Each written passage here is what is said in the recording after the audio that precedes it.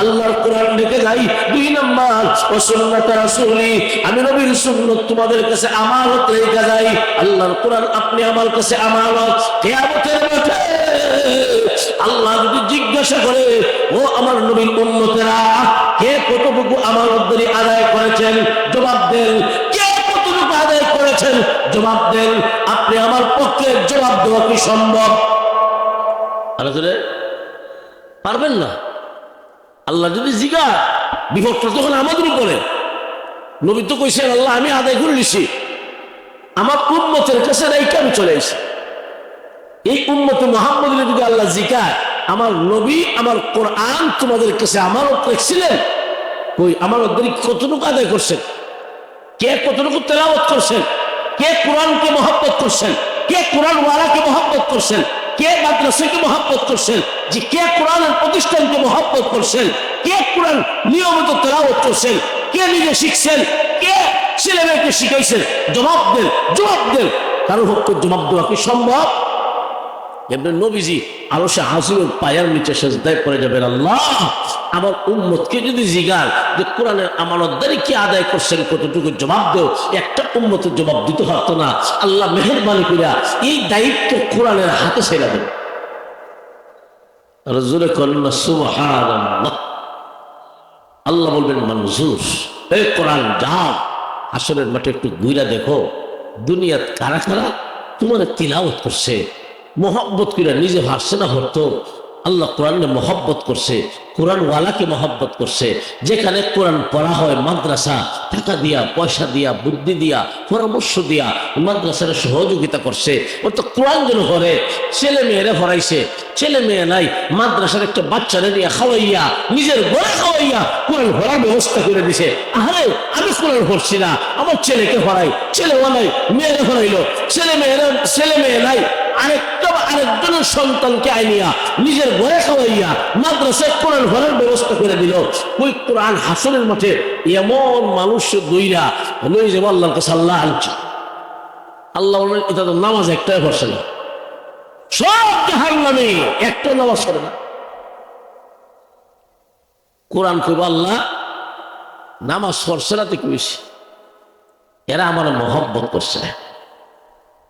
রাজুলে কন্যা সুবহানাল্লাহ। প্রভু আমি যাদেরকে এনেছি অনেকে আছেন, আল্লাহ সারা রাত্র আমাকে তেলাওয়াত করছে, সকাল সন্ধ্যা আমাকে তেলাওয়াত করছে।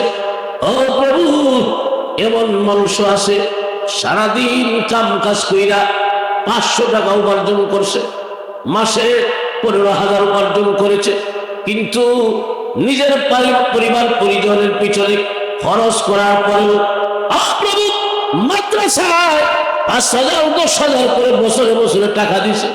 আল্লাহ অনেকে নিজের ফসল গড়ে উঠানোর আগে মাদ্রাসায় কোরআন যেন পড়া হয়, এই জন্য কেউ 1 মণ, কেউ 2 মণ, কেউ 5 মণ করে দান দিছে। আল্লাহ অনেকে আছে নিজের উপার্জিত নিজের কষ্টের টাকা দিয়া মাদ্রাসায় ইট কিনা দিছে। আল্লাহ এমন এমন ব্যবস্থা করেছে। আল্লাহ অনেকে আছে নিজে খাইতে পারে না ঠিক মতে, আল্লাহ ভালো জিনিস খাইতে পারে না টাকার অভাবে, এমন মানুষও এখানে দাঁড়ায় আছে গো, নিজের খাওয়ানটাকে মাদ্রাসার একটা ছাত্ররে খাওয়াইয়া কোরআন পড়ার ব্যবস্থা করে দিল। প্রভু গো এখন যদি বলো তাদেরকে জাহান্নামে দিবা, এখন যদি বলো তাদেরকে জাহান্নামে দিবা, আল্লাহ আগে ঘোষণা দাও আমি তোমার কোরআন না। আল্লাহ কিয়ামতের মাঠে বলবেন তুমি যে আমার কোরআন, এত কোনো সন্দেহ নাই, আজকে কঠিন দিনে আমি তোমাকে অস্বীকার করতে পারবো না। এমনি কোরআন আল্লাহর কাছে বলবে প্রভু যদি তাই হয়ে থাকে, যদি অস্বীকার করতে না পারেন, তাহলে আমি যাদেরকে আনিছি, আমি যাদেরকে হাজির করেছি, আমি যাদেরকে ধরেছি, যতক্ষণ পর্যন্ত জান্নাতের হুকুম না দেওয়া হবে, যতক্ষণ পর্যন্ত জান্নাতের হুকুম না দেওয়া হবে, ততক্ষণ পর্যন্ত আমি কোরআন কারো হাত ছাড়ব না। আল্লাহ বললেন মনজুর, যাও কোরআন হাসরের মাঠে দইরা কোরআন সুপারিশ কইরা বেনামাজি হলে জান্নাতে ঢুকাই দিব। এরা কারা? ওই যে আদর্শগ্রাম একটা মাদ্রাসা হয়েছে, নুরানি মাদ্রাসা, এই মাদ্রাসায় এই লোকটা নামাজ পড়ছে না, বন্ধ যায়, আর মাদ্রাসার মহব্বতে এই অবহেলিত একটা জায়গা বছরে 1000 2000 1 মন 5 মন ধান দিছে, আল্লাহ কোরআন ফরান ব্যবস্থা করে দিছে মহব্বতে হাসরের মাঠে এদেরকেও কোরআন সুপারিশ কইরা জান্নাতে ঢুকাইয়া দিবে। খুশি যাবে যা, এই সেটা সাধারণ জায়গা নয়। আপনি দেখতেছেন আপনার আদর্শগ্রামে এই মাদ্রাসা, এর মূল গোড়া, মূল ফাউন্ডেশন আল্লাহর আরশের সাথে লাগানো আছে। আর আজ থেকে সুবহানাল্লাহ জামিল আহমদ বাইতুল কোরআন যে মাদ্রাসা, যদিও দেখতেছেন এটা আদর্শগ্রামে, কিন্তু তার গোড়া, মূল ফাউন্ডেশন কোন জায়গায়? আল্লাহর আরশ। কেমনে? ভারত উপমহাদেশে যত মাদ্রাসা হইছে সমস্ত মাদ্রাসার একটা নিয়মের উপর, একটা নিজামের উপরে আছে, ঠিক না বেঠিক? কিসের উপর ভিত্তি করে? উম্মুল মাদারিস দারুল উলুম দেওবন্দের ভিত্তি, ঠিক না বেঠিক?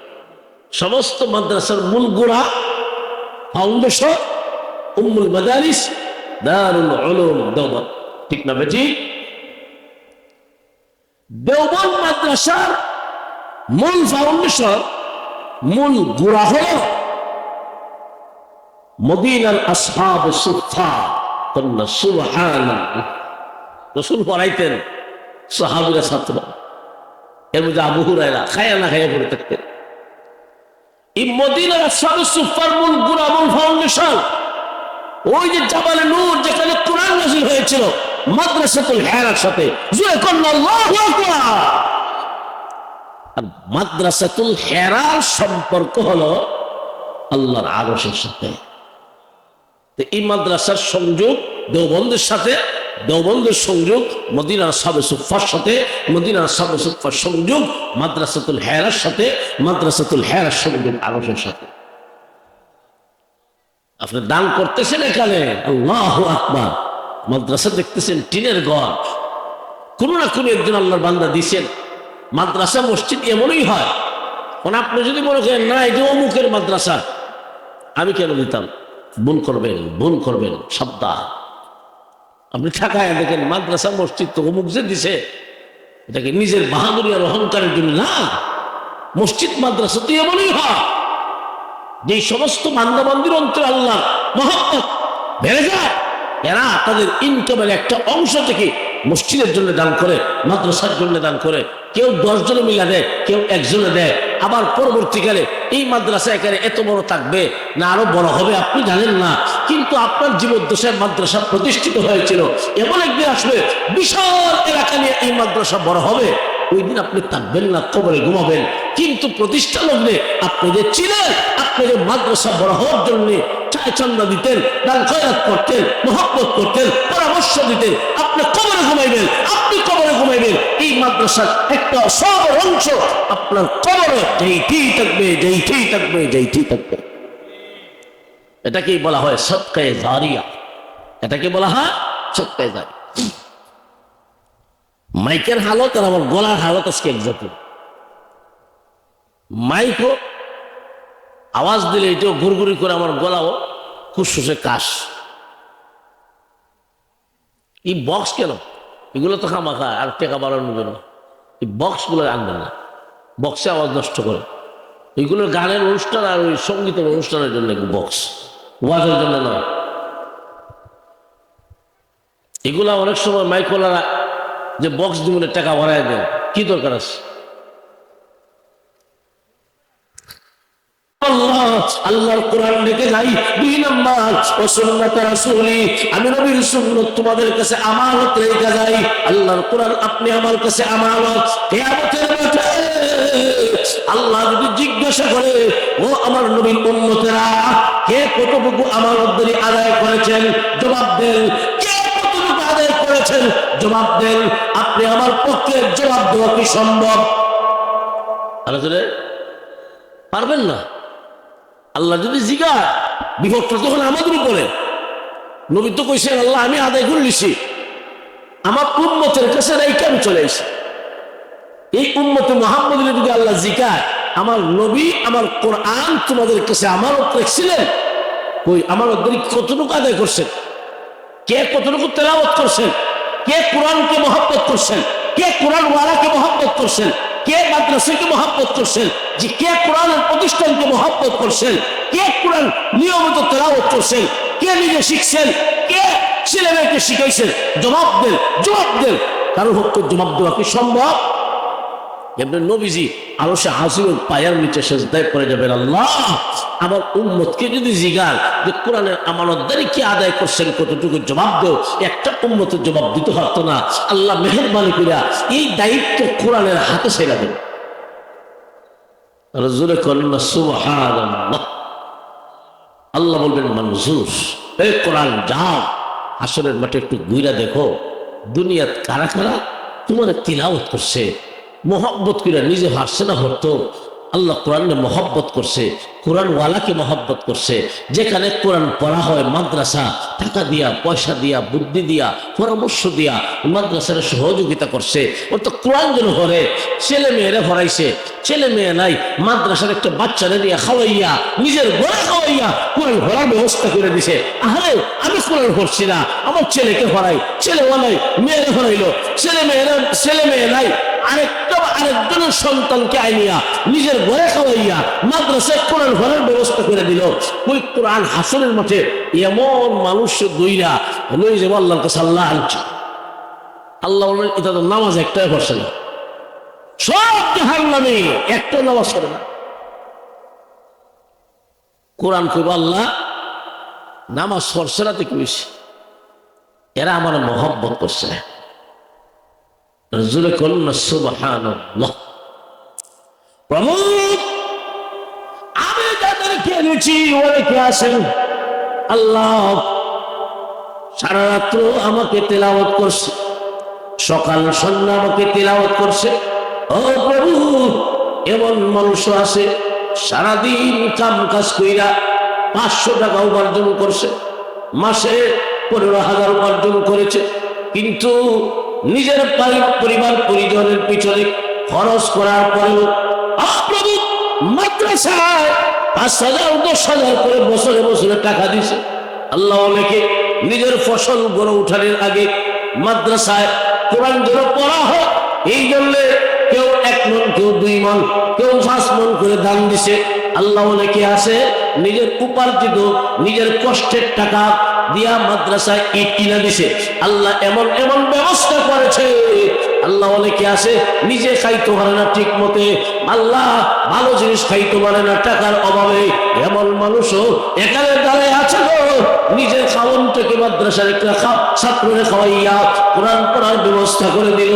প্রভু গো এখন যদি বলো তাদেরকে জাহান্নামে দিবা, এখন যদি বলো তাদেরকে জাহান্নামে দিবা, আল্লাহ আগে ঘোষণা দাও আমি তোমার কোরআন না। আল্লাহ কিয়ামতের মাঠে বলবেন তুমি যে আমার কোরআন, এত কোনো সন্দেহ নাই আজকে কঠিন দিনে আমি তোমাকে অস্বীকার করতে পারবো না। এমনি কোরআন আল্লাহর কাছে বলবে প্রভু যদি তাই হয়ে থাকে, যদি অস্বীকার করতে না পারেন তাহলে আমি যাদেরকে আনিছি, আমি যাদেরকে হাজির করেছি, আমি যাদেরকে ধরেছি, যতক্ষণ পর্যন্ত জান্নাতের হুকুম না দেওয়া হবে, যতক্ষণ পর্যন্ত জান্নাতের হুকুম না দেওয়া হবে, ততক্ষণ পর্যন্ত আমি কোরআন কারো হাত ছাড়ব না। আল্লাহ বললেন মনজুর, যাও কোরআন হাসরের মাঠে দইরা কোরআন সুপারিশ কইরা বেনামাজি হলে জান্নাতে ঢুকাই দিব। এরা কারা? ওই যে আদর্শ গ্রাম একটা মাদ্রাসা হয়েছে দুরানি মাদ্রাসা, এই মাদ্রাসা এই লোকটা নামাজ পড়ছে না, বন্ধ যায়, আর মাদ্রাসার মহব্বতে এই অবহেলিত একটা জায়গা বছরে 1,000 2,000 1 মণ 5 মণ ধান দিছে। আল্লাহ কোরআন পড়ার ব্যবস্থা করে দিছে মহব্বতে হাসরের মাঠে এদেরকেও কোরআন সুপারিশ কইরা জান্নাতে ঢুকাইয়া দিবে। খুশি যাবে যা এই সেটা সাধারণ জায়গা নয়। আপনি দেখতেছেন আপনার আদর্শ গ্রামে এই মাদ্রাসা, এর মূল গোড়া, মূল ফাউন্ডেশন আল্লাহর আরশের সাথে লাগানো আছে। আর আসতে গেল সুবহানাল্লাহ। জাবের আহমদ বাইতুল কোরআন যে মাদ্রাসা যদি দেখতেছেন এটা আদর্শ গ্রামে, কিন্তু তার গোড়া মূল ফাউন্ডেশন কোন জায়গায়? আল্লাহর আরশ কেমনে? ভারত উপমহাদেশে যত মাদ্রাসা হইছে সমস্ত মাদ্রাসার একটা নিয়ম, একটা নিয়মের উপরে, একটা নিজামের উপরে আছে। ঠিক না বেঠিক? কিসের উপর ভিত্তি করে? উম্মুল মাদারিস দারুল উলুম দেওবন্দের ভিত্তি। ঠিক না বেঠিক? সমস্ত মাদ্রাসার মূল গোড়া, ফাউন্ডেশন উম্মুল মাদারিস দারুল উলুম দেওবন্দ। ঠিক না বেঠিক? দেওবন্দ মাদ্রাসার মূল ফাউন্ডেশন, মূল গোড়া হল মদিনার আসহাব সুফা। সুবহানাল্লাহ। রাসূল পড়াইতেন, সাহাবীরা ছাত্র, এর মধ্যে আবু হুরায়রা খায়া না খায়া পড়ে থাকতেন। এই মদিনার আসহাব সুফার মূল গোড়া, মূল ফাউন্ডেশন ওই যে জাবালে নূর, যেখানে কোরআন নাযিল হয়েছিল, মাদ্রাসাতুল হেরার সাথে। জোরে কোন আল্লাহু আকবার। আর মাদ্রাসাতুল হেরার সম্পর্ক হলো আল্লাহর আরশের সাথে। এই মাদ্রাসার সংযোগ দেওবন্দের সাথে, দেওবন্দের সংযোগ মদিনার আসহাবে সুফফার সাথে, মদিনার আসহাবে সুফফার সংযোগ মাদ্রাসাতুল হেরার সাথে, মাদ্রাসাতুল হেরার সংযোগ আরশের সাথে। আপনি দান করতেছেন এখানে, আল্লাহু আকবার। মাদ্রাসা দেখতেছেন টিনের ঘর, কোন না কোন একজন আল্লাহর বান্দা দিছেন। মাদ্রাসা মসজিদ এমনই হয়। আপনি যদি মনে করেন না এই যে অমুকের মাদ্রাসা, আমি কেন দিতাম, ভুল করবেন, ভুল করবেন, সাবধান। আপনি ঠেকায় দেখেন মাদ্রাসা মসজিদ তো অমুক যে দিছে, এটাকে নিজের বাহাদুরি আর অহংকারের জন্য না। মসজিদ মাদ্রাসা তো এমনই হয় যে সমস্ত বান্দাবান্দির অন্তরে আল্লাহ মহব্বত বেড়ে যায়, এরা তাদের ইনকামের একটা অংশ থেকে মসজিদের জন্য দান করে, মাদ্রাসার জন্য দান করে। কেউ 10 জনে মিলা দেয়, কেউ একজনে দেয়। আবার পরবর্তীকালে এই মাদ্রাসা এখানে এত বড় থাকবে না আরো বড় হবে আপনি জানেন না, কিন্তু আপনার জীবদ্দশায় মাদ্রাসা প্রতিষ্ঠিত হয়েছিল। এমন একদিন আসবে বিশাল এলাকা নিয়ে এই মাদ্রাসা বড় হবে, ওই দিন আপনি থাকবেন না, কবরে ঘুমাবেন। কিন্তু প্রতিষ্ঠা লগ্নে আপনি যে ছিলেন, আপনি যে মাদ্রাসা বড় হওয়ার জন্য চায় চন্দা দিতেন, দান খয়রাত করতেন, মহব্বত করতেন, পরামর্শ দিতেন, আপনি কবরে ঘুমাইবেন, আপনি কবরে ঘুমাইবেন। এই মাদ্রাসার একটা সব অংশ আপনার কবরে যেইতেই থাকবে, যেইতেই থাকবে, যেইতেই থাকবে। এটাকেই বলা হয় সদকায়ে জারিয়া। এটাকে বলা হয় সদকায়ে জারিয়া। মাইকের হালত আর আমার গলার হালত আজকে এক জাতীয়। মাইকও আওয়াজ দিলে এটাও ঘুরঘুরি করে, আমার গলাও খুশখুশে কাশ। এই বক্স কেন? এগুলো তো খামাখা আর টেকা বাড়ানোর জন্য। এই বক্সগুলো আনবেন না, বক্সে আওয়াজ নষ্ট করে। এইগুলো গানের অনুষ্ঠান আর ওই সঙ্গীতের অনুষ্ঠানের জন্য বক্স, ওয়াজের জন্য নয়। এগুলা অনেক সময় মাইকওয়ালারা যে বক্স দিবনের টাকা বাড়ায় দেন, কি দরকার আছে? সূরা রহমানটা কি? আর রহমান আল্লামাল কুরআন খালাকাল ইনসান। আর রহমান, রহমান হলেন তিনি। পরের আয়াত কি? আল্লামাল কুরআন, কোরআন শিখাইছেন যিনি। রহমানকে, রহমান হলেন তিনি, কোরআন শিখাইছেন যিনি। এরপরে আয়াত খালাকাল ইনসান, মানুষ সৃষ্টি করেছেন যিনি। এখানে দেখেন আয়াতের যে ধারাবাহিকতা, রহমানের পরিচয় দিতে গিয়ে আল্লাহ বলেন রহমান বলেন তিনি, কোরআন শিখাইছেন যিনি। পরে বলেন খালাকাল ইনসান, রহমান হলেন তিনি, মানুষ সৃষ্টি করেছেন যিনি। আল্লাহ আগে বলেছেন কোরআন শিক্ষার কথা, পরে বলেছেন মানুষ সৃষ্টির কথা। তাহলে এখানে একটা লক্ষণীয় বিষয়, মুফাসসিরিন কেরাম বলেন দুনিয়ায় মানুষ সৃষ্টি হয় আগে, এরপরে ক্রমান্বয়ে ক্রমান্বয়ে তাদরিজান তাদরিজান ধীরে ধীরে ওই বাচ্চারা কথাবার্তা শিখে, এরপরে কোরআন শিক্ষা করে। কিন্তু আল্লাহ আগে কোরআন শিক্ষার কথা বললেন, এরপরে বললেন মানুষ সৃষ্টির কথা। এখানে আল্লাহ উল্টা বললেন কেন? মুফাসসিরিন কেরাম বুঝাইয়া দিলেন আল্লাহ এই কথাটা বুঝাতে চান দুনিয়ার মানুষেরা, আমি আল্লাহ তোমাদেরকে দুনিয়াতে পাঠাইলাম একটাই উদ্দেশ্য, দুনিয়ার মানুষেরা আমি আল্লাহর কোরআনের জ্ঞান অর্জন করবে। দুনিয়ার মানুষ কোরআন শিক্ষায় শিক্ষিত হন। এখন আসেন, আমার সন্তানের হক পাওনা হলো আমার সন্তানকে আমি কোরআন শিক্ষা দিব। কতটুকু? দেখে দেখে পড়তে পারেন এমন শিক্ষা, ঠিক না বেঠিক? এটা আপনারা কোন কোরআন দেখে দেখে পড়তে হবে এমন শিক্ষা করা ফরজ কিনা? নবীজি কইছেন হওয়ার কথা নয়, তলাবুল ইলমি ফরিদাতুন আলা কুল্লি মুসলিম। এই হাদিস থেকে কি পরিমাণ শিক্ষা অর্জন করা ফরজ? নামাজ পড়তে যে পরিমাণ মাস্টারমশাইয়ের শিক্ষা লাগে, যে পরিমাণ জানা লাগে, এই পরিমাণ জানা আমার উপর ফরজ, আপনার উপর ফরজ, ঠিক না বেঠিক? রোজা সহি হওয়ার জন্য যে পরিমাণ জানা লাগে, এই পরিমাণ জানা সকলের উপর ফরজ।